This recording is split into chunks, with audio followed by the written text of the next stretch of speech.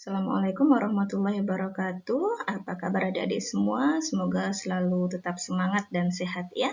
Baik, di pertemuan 6 ini kita melanjutkan materi minggu yang lalu. Kalau minggu yang lalu kita membahas ANAFA 2 jalan, sekarang kita bahas uji lanjut pasca ANAFA 2 jalan.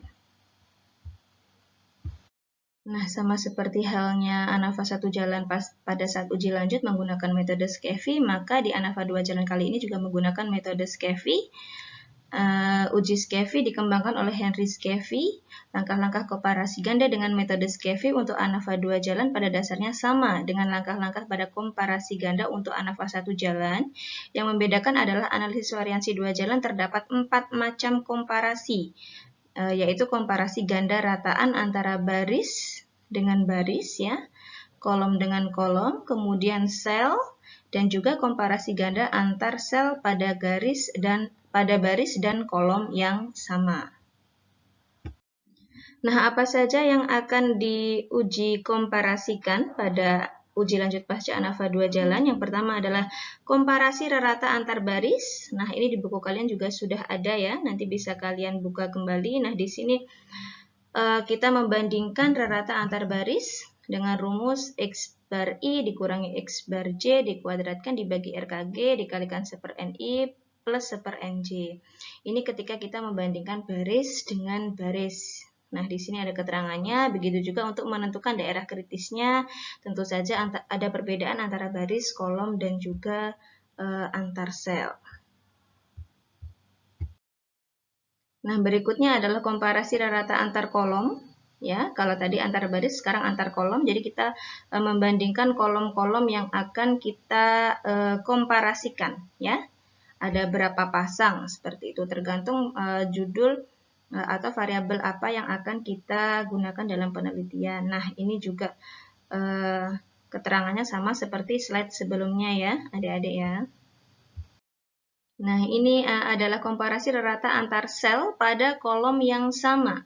Nah, kalau kita lihat sekilas, memang rumusnya hampir sama ya, metode SCAFE, hanya saja nilai-nilainya nanti yang dimasukkan berbeda. Di sini juga sudah ada keterangan, F itu yang kita bandingkan, X barnya, kemudian apa itu RKG, dan juga NIJ, NJK-nya seperti apa. Kemudian daerah kritisnya juga terdapat perbedaan ketika kita membandingkan atau mengkomparasikan antar sel dan antar baris dan juga antar kolom. Nanti adik-adik bisa mungkin sambil menonton video ini, sambil membuka bukunya, sehingga nanti adik-adik bisa lebih memahami materi uji lanjut pasca ANAFA dengan metode SCAFE ini. Nah, ini adalah komparasi rata antar sel pada baris yang sama. Kalau yang tadi pada kolom yang sama, ini adalah pada baris yang sama.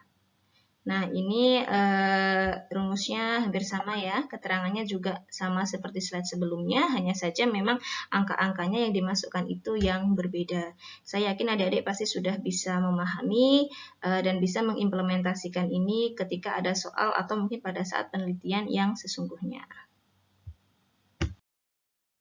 Nah, ini adalah salah satu contoh soal adik-adik mengenai ANAFA 2 jalan. Sel tak sama ya, karena kalau kita perhatikan jumlah sampel tiap selnya berbeda. Nah, ini adalah ANAFA 2 jalan dengan faktorial 2 kali 3, di mana variabel bebasnya adalah model pembelajaran dan juga aktivitas belajar matematika siswa. Nah, bagaimana penyelesaiannya? Minggu lalu sudah saya sertakan Excel ya, penyelesaian menggunakan Excel di LMS. Nanti adik-adik bisa unduh, kemudian bisa digunakan untuk latihan di rumah. Seperti itu ya, agar kalian bisa lebih memahami mengenai ANAFA 2 jalan berikut dengan uji lanjut pasca ANAFA menggunakan metode SCAFE. Baik, terima kasih adik-adik untuk pertemuan ke-6 ini cukup ya untuk uji lanjut pasca ANAFA. Untuk lebih jelasnya kita bisa berdiskusi melalui Google Meet. Untuk link nanti akan saya bagikan ke LMS dan adik-adik bisa masuk Google Meet melalui link itu. Terima kasih, semoga bermanfaat. See you next time. Wassalamualaikum warahmatullahi wabarakatuh.